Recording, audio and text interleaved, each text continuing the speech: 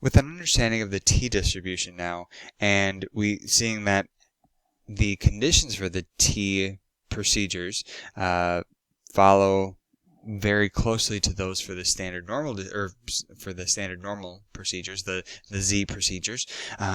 All we have to do is modify what we had started back in the z procedure world, right? We're still dealing with one population. We're still looking at the mean, the population mean, and so what we're going to start with is modifying the confidence interval. Okay, so for the t confidence interval, we still have to satisfy those three conditions as usual. IID observations, characteristic being normally distributed, and then sigma, population standard deviation, being unknown in the case of t procedures. Okay, and then confidence interval, same sort of thing as what we were dealing before with t procedures. It's only this time we have a t critical value instead of a z critical value, or we have a t alpha over 2 instead of a z alpha over 2. And the other thing is that since we don't know the population standard deviation, we can't use sigma, but we can certainly use the sample standard deviation. Okay, so S is that sample standard deviation, and then the T is your T alpha over 2. The book uses T star if you're following along in the textbook. Same idea, but it's just the critical value. And then consequently, this whole thing that we add and subtract from our population mean, so that idea of a confidence interval hasn't changed. It's just now we have a different way to calculate the margin of error because we have a different distribution.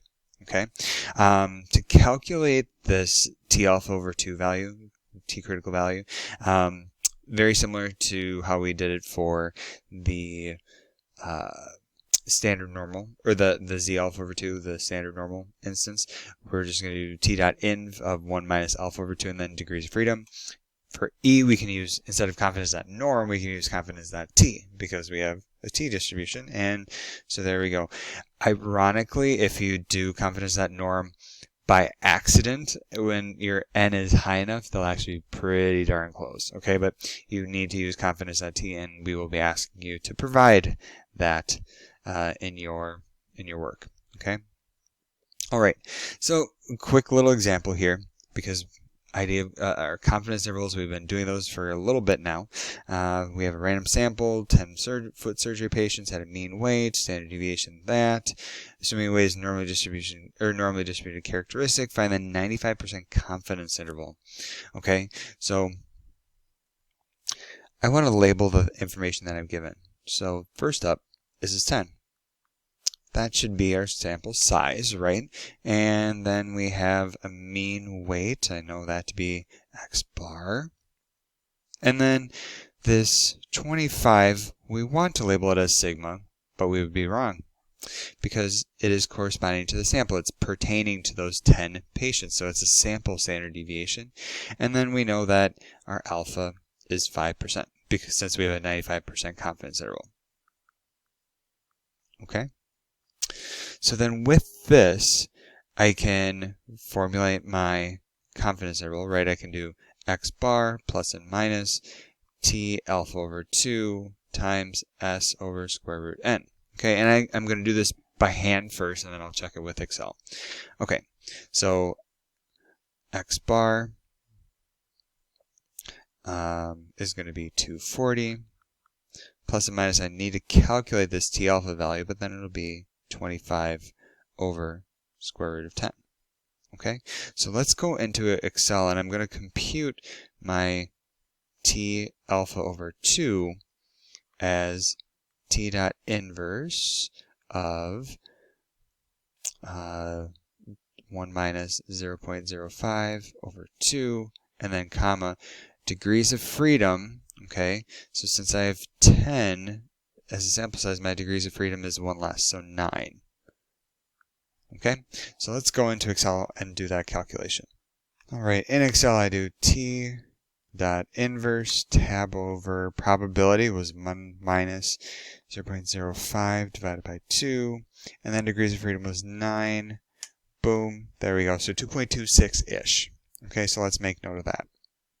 Okay, so 2.26, and then if I do the math here, again, I'm rounding out to 2.26, so my answer here isn't going to be as accurate as if I were to use the full decimal and Excel. But then I get about 17.87 if I round to 2 decimal places. Okay, so then my entire confidence interval here, if I represent it in an interval, would be,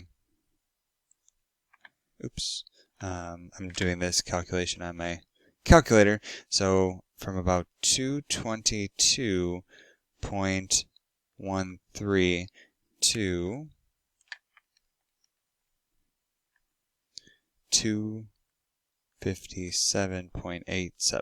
Okay, that would be my 95% confidence interval, and I can go on and interpret this as we did previously. Okay, and before I move on, I just want to mention to you that if I wanted to get this 17.7 another way, I could say that this is the margin of error, and I can calculate that as confidence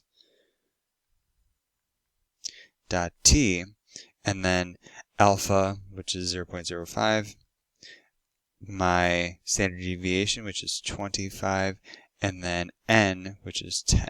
So let's just do that in Excel quickly. So we do confidence.t, and then alpha was 0.05, standard deviation was 25, and size was 10. Okay, and so you see I rounded a little bit with the 2.26, so it's going to show my margin of error, but I get pretty close to the same thing, 17.88. Okay? Alright, so lastly, just to wrap this thing up, is we should interpret this. So this is where we would include that little bit of language about, we are 95% confident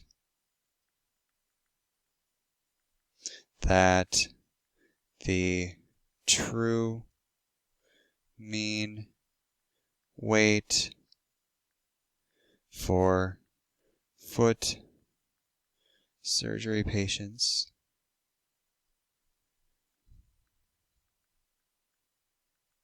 is in, I'm too lazy to write it out, so that interval, and then there's that second definition, right? There's that first one and then the second one. If repeated, and I'm running out of room, if we repeated this 100 times and constructed 195% confidence intervals, we believe that 95 of them would contain the true mean weight for foot surgery patients. Okay, that's the interpretation that we saw before. That's going to persist all the way through here. Okay, and then just one other final comment. I'm not going to do a 4-step method here because it just takes time, but it's exactly the same. So we did a 4-step method back with the z-test. You can refer to that as a general structure. Though again, the only thing that changes is the calculation a little bit, just as an artifact of that fact that we do not know the population standard deviation. Okay, otherwise, T procedures and Z procedures very, very similar.